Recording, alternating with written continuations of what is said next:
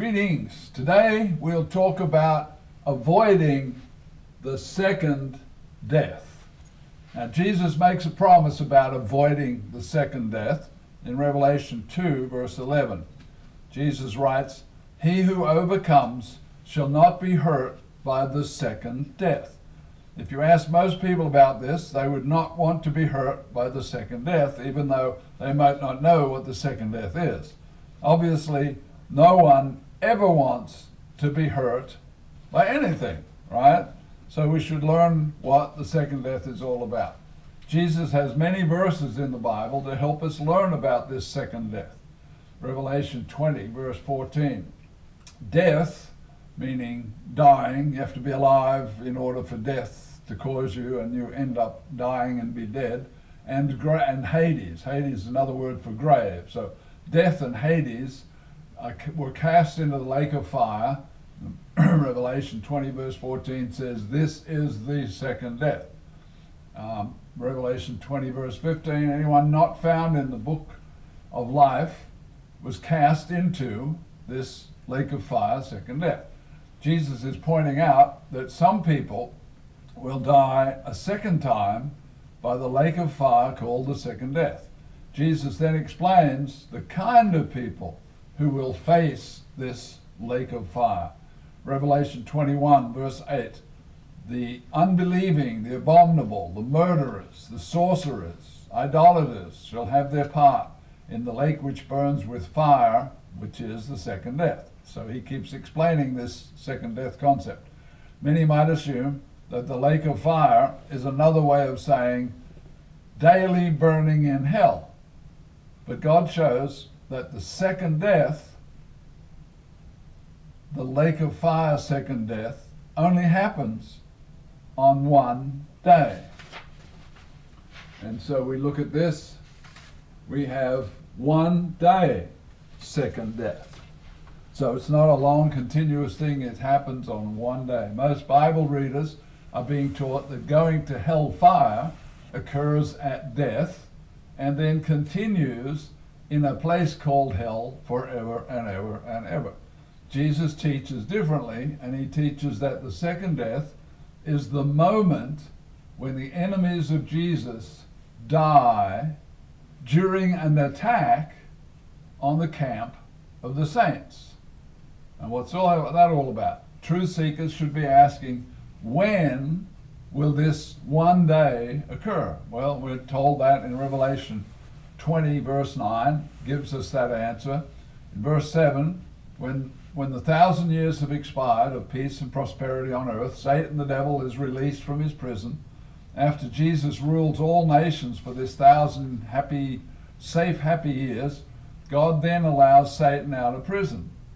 Verse 8, and he will go out to deceive the nations which are in the four corners of the earth, Gog and Magog, to gather them together to battle, and that's the Battle of Armageddon.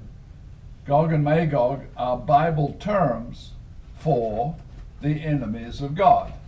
Next comes verse 9, showing the day in which all the enemies of God are destroyed by fire. Revelation 20 verse 9, and they went up and surrounded the camp of the saints, that beloved city, that's Jerusalem, right? And fire came down from God out of heaven and devoured them.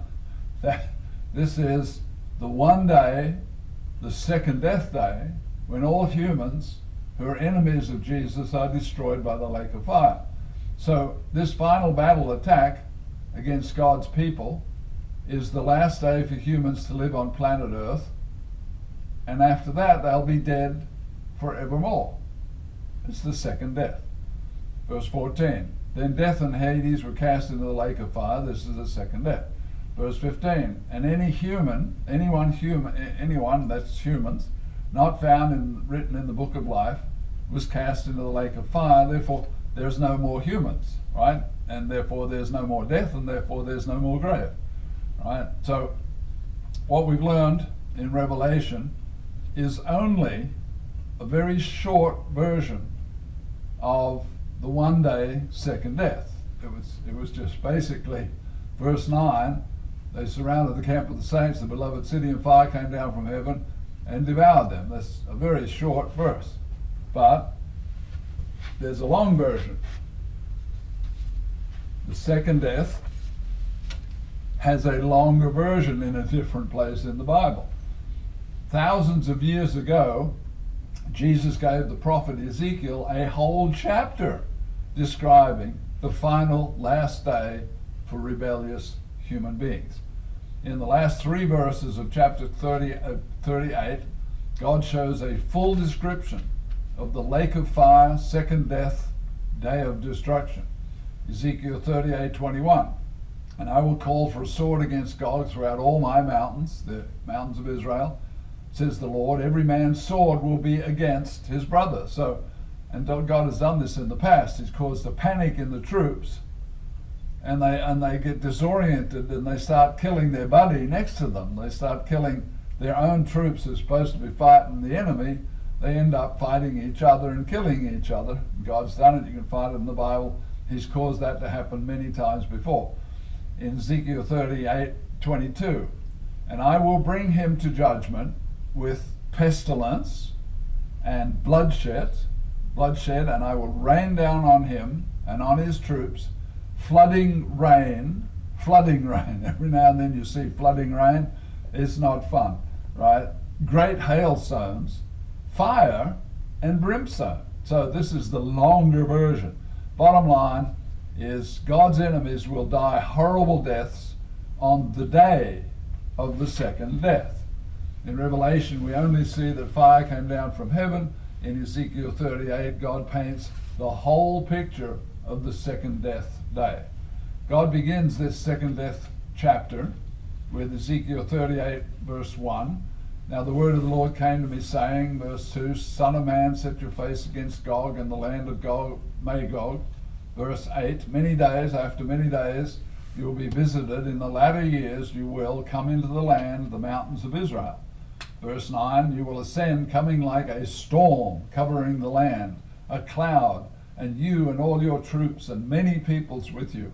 Verse 11, you will say, I will go up against the land of unwalled villages, and I will go to the peaceful people who dwell safely, all of them dwelling without walls and having neither bars nor gates. They're not afraid of being attacked, and so they live peaceably. They don't have to have all these bars and gates and walls and so on. Verse 12, to take plunder, to take booty, to stretch out your hand against the people gathered from the nations who have acquired livestock and goods and dwell in the midst of the land. So it's almost like a pirate story. They've decided these other people are living so well, and they've got livestock and everything, let's go and plunder them. Verse 13, have you come to take plunder? Have you gathered your army to take booty, to carry away silver and gold, to take away livestock and goods, to take great plunder? Verse 15, then you will come from your place, you and many peoples with you, all of them riding on horses, a great company, a mighty army. And it will be in the latter days that I will bring you against my land, says God. This is God talking through Ezekiel, so that the nations may know me. This is Jesus. They're going to know me by what I do to Gog, right, on this last second death day. And when I am hallowed or respected in you, O Gog, before their eyes, because of what God did to Gog in this day. God shows enormous power when he wants to get people's attention. He's done it throughout Bible history. He's going to do it again. The Battle of Armageddon, he's going to do it on this final second death day. 40 years before the walls of Jericho fell down flat, the people of Jericho saw God's great powers when he destroyed the Egyptian empire. 40 years afterwards, and after the Red Sea miracle, Rahab in Jericho said this. It's recorded in the Bible. The Lord your God, he is God, God in heaven above and on the earth beneath.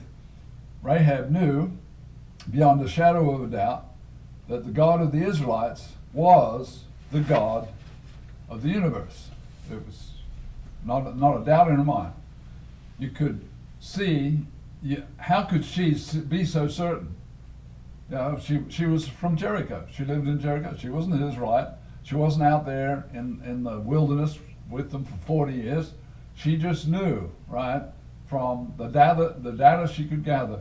How could she be so certain that she would bet her life and the life of her loved ones on that belief? That's how strong her belief was. Now, twice she faced death by holding tight to that certainty that Israel's God was all-powerful. And she wanted to make a deal with this all-powerful God. Now, her king, the king of Jericho, could have killed her, or the Israelites could have killed her, and were planning to, except she made a deal. Here are her words recorded for all to see in the greatest book ever written, the Bible. Joshua 2:10. We have heard how the Lord dried up the waters of the Red Sea when you came out of Egypt, and what you did to the two kings whom you utterly destroyed. Verse 11. As soon as we heard these things, our hearts melted. Neither did there remain any more courage in anyone because of you. For the Lord your God, he is God in heaven above and on earth beneath. Now the Godhead is known to the nations by the great power he uses against his enemies. And that's why in future days God is going to use great power. And then he's going to reference that great power and say, this is who I am the one who exercises this great power. So Ezekiel 38 is a 3,000 year warning to all all those who choose to be enemies of God, right? It's like, well, I don't believe in God, or I hate God, or I'm not going to serve God. If you choose to be an enemy of God, this is a warning, right? It's also an invitation to every human to examine the evidences of history, to examine and study prophecy and see how God uses his power to show humans who he is. I mean, Superman, in the old days of watching Superman on TV, Superman was almost all-powerful except for kryptonite. Well, God, who created the universe, is totally all-powerful, and we need to learn and respect that. So if you take the time to read Ezekiel 38, you will see how wound up Jesus gets on this topic. It's just a great chapter, chapter 38. We're in verse 18. When God comes against the land of Israel, says the Lord God, that my fury will show in my face. So that's a pretty good description of how angry he's going to be. Verse 19, in my jealousy, says Jesus, and in the fire of my wrath. Right? If you've ever upset your mother and got her fiery, wrathful, you kind of know the feeling here.